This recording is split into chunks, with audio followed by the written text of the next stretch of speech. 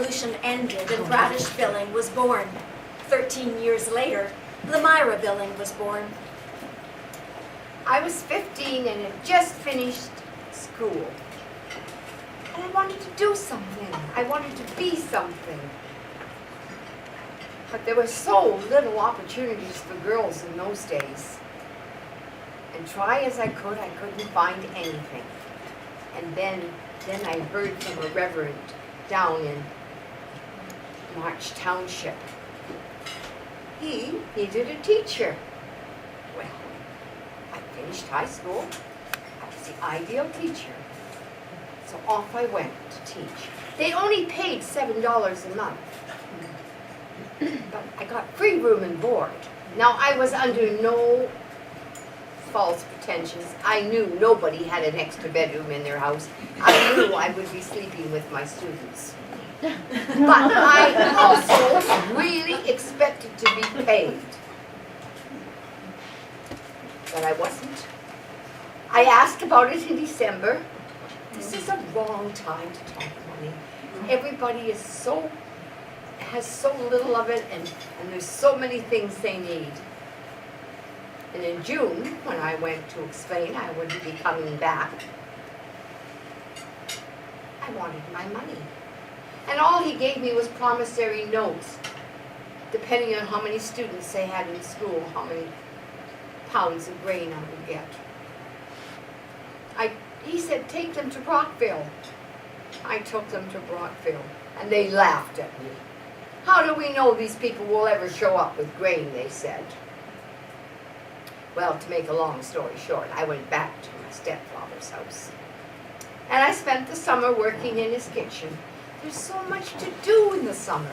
All the candles have to be made, and the jam, and the preserves, and the vegetables put away carefully so that they'll last at least until January or February. Then I had an idea. I could see the grain ripening in his field, and I thought, my, it'll be ripening in March Township too. I asked a friend if I could borrow his horse and his cart, and off I went with the promissory notes. I got my grain. Sometimes I had to wait while they picked it, but I got it, and I took it to Brockville, and I got a good price for it. I figured I deserved it with all that effort. She didn't go back. Didn't go back to March Township. She went to teach just outside Merrickville in a 2-room schoolhouse. She was now an experienced teacher and earned $10 a month. A month. Of course, she had to pay for room and board. But imagine a boarding house where she had her own room. Didn't have to share with a sibling or a student. Her own bed. The money was worth it. And there, as the schoolmistress, it was quite right and proper that she converse with the other people in the boarding house. Bradish Billing was staying in that boarding house. He was well known to her stepfather. His family was respected in the community, and so it was proper that during mealtime they might have conversation.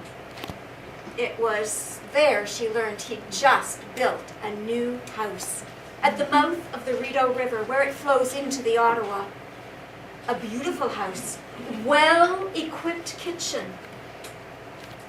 He asked her To marry him.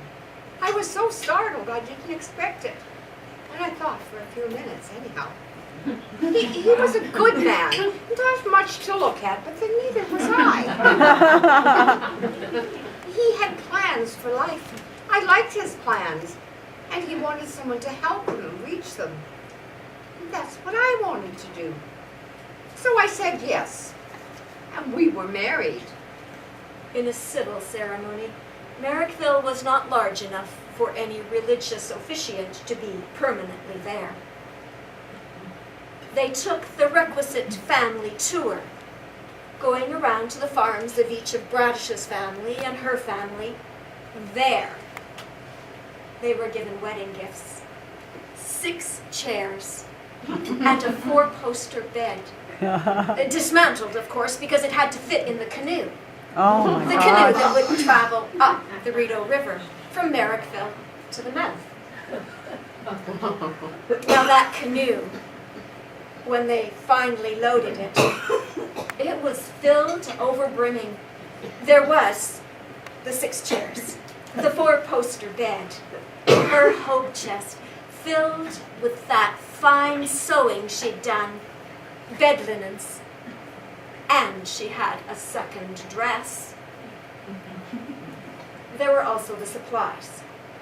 If you're going to live that far from any place, you need to have 6 months' supplies.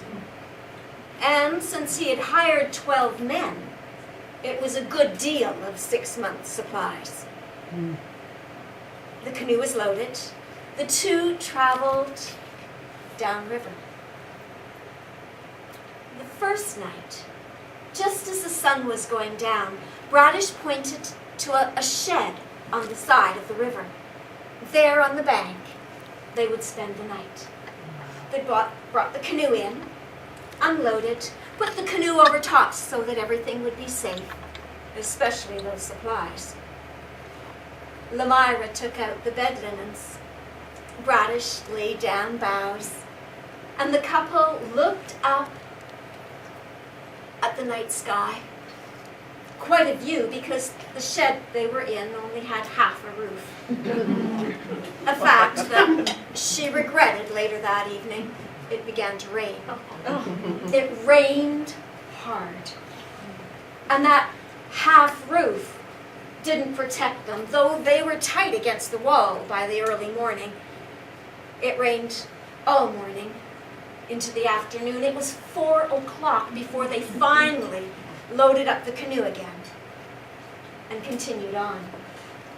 The second night, after a few hours' paddle, there was a similar shed, similar roof. It was another wet night. And the next day, they came to that part of the Rideau River where beavers and the particular flow of the river meant it was shallow. In places, there wasn't enough water for the boat to float, and they had to lift it over sandbars, haul it over beaver dams. Of course, there were the portages. They had to take everything out, carry it around the rapids or the falls, load it back up. By the time they got to that path, she wouldn't have even seen it had Bradish not pointed it out. She was exhausted. She would have given anything for rest, but needs be, all those things had to be transported up to the house. She walked up that path with the first load and walked right past what must be the animal shed. It wasn't. It was the new house. Oh. And when she went in, that well-equipped kitchen, it had 2 pots, but only 1 lid. And there was a fireplace to cook on. There was a frying pan, but no handle. And there was a kettle wrapped round with wires, wrapped tight. She thought for a few minutes she'd just run out the door and run down to the water and get in the canoe and go back to her stepfather. He'd take her in. No. She was a Dow, and Dows give their word, they keep it. Besides, it wasn't Billings' fault. He was poor. And he wanted to be rich. And that's what they come here for. That night, just as they were falling to sleep, Bradish mentioned that the 12 men he'd hired and the boy would be there for breakfast. It was a good thing it was so dark he could not see his bride's face. But they settled in, and at first, there were 12, 14 to cook for, and there was a fair amount of work to do. Bradish had planted a few things, and what was still there had to be dug up and prepared for winter. There was this and that to do, but